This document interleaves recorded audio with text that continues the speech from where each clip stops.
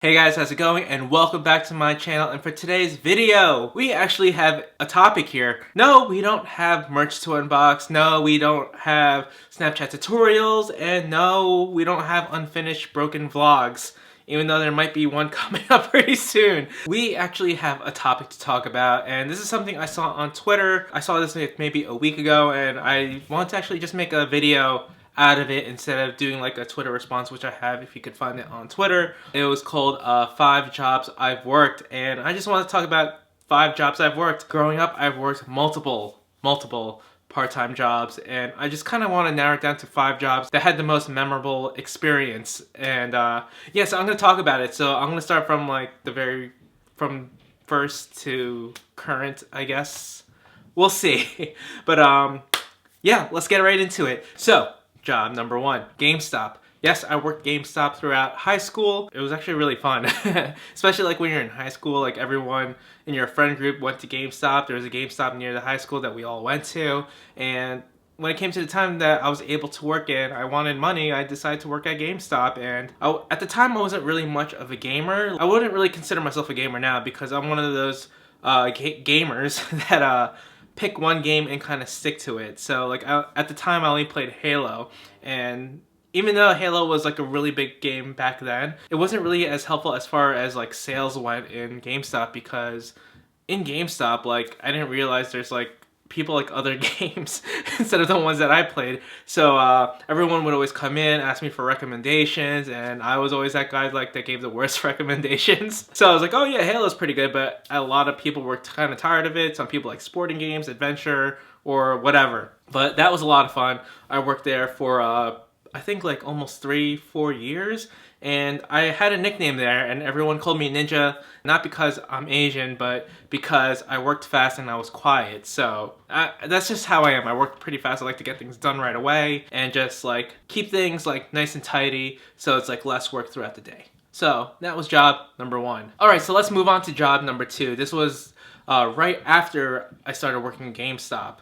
One of my friends from high school, this is now in my community college at times, and I worked at Hollister at the mall, and once again all my friends from high school worked there, so of course I started working with them, and we all worked in the stock room, and I did that for maybe 5 years, I think, with them. Yeah, I think it was just about 5 years. So I did that for 5 years part-time, and we worked the stock room, and it was pretty fun. Not gonna lie, all we did was pretty much hang out. Since we didn't really have to deal with sales, we were always in the back just like screwing around and just like folding t-shirts or whatever. And that was a lot of fun. And as time went on, we started getting bored back there, so we started like helping out on the floor itself. So like fixing up tables, or like dressing up the mannequins, or helping out in the fitting rooms.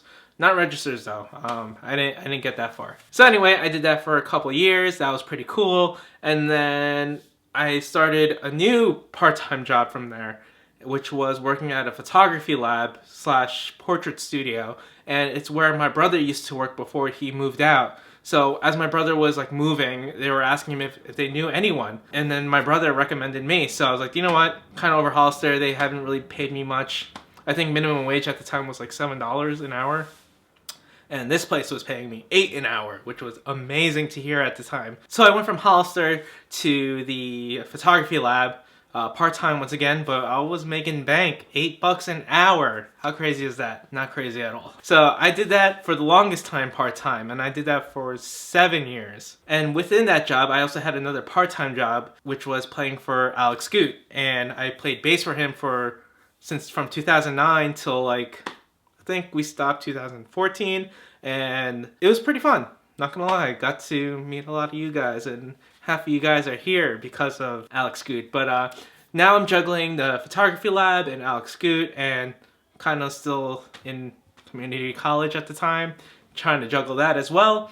But the photography lab, since they knew my brother for so long, they liked me instantly and took me in, and were like very supportive of the whole music thing. So I was always welcome to start traveling and then come back whenever I was available. So that was awesome. What else? I got lost here.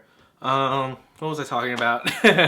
Anyway, I worked with Alex from 2009, and then we all decided to stop in 2014, and my role changed throughout the years with that. Like, I started playing bass. Next thing you know, I was handling his merch, like, in between, like, you know, load in and showtime, because we pretty much revolved within that friend group slash band group, just keep busy and, like, I don't know, just help around. So I did that. So within Alex, I did bass, merch, stage management, and then working his VIP, meet and greet, coordinating, whatever. And from there, what job number are we on? Gamestop, Hollister, Photography Lab, Alex. Oh, I guess YouTube counts as another job here.